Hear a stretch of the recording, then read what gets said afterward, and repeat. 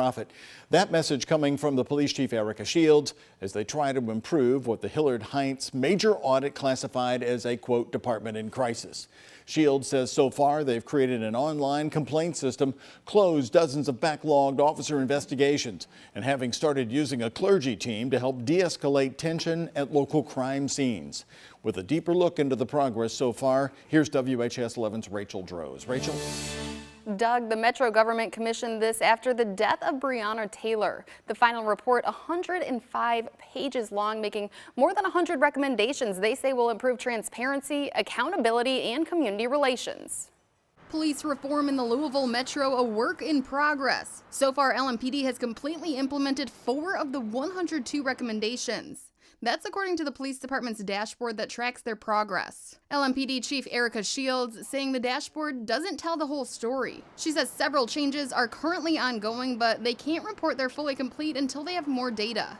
Shields saying she's committed to cultivating change at LMPD, no matter how uncomfortable it may be.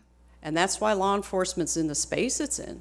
The world's moved past us, and we're still back in the wooden bleachers.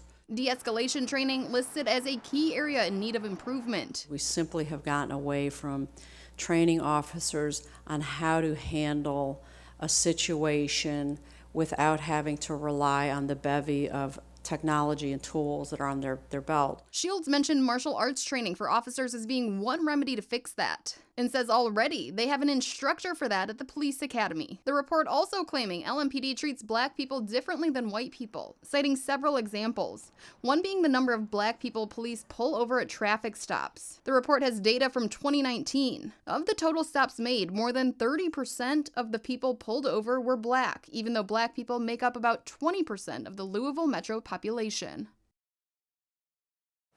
Now, I've asked the department for updated statistics on traffic stops in other areas mentioned in that 105-page report. I want to find out if any of the changes they've implemented are working. Right now, I'm still waiting to hear back on that request. Doug?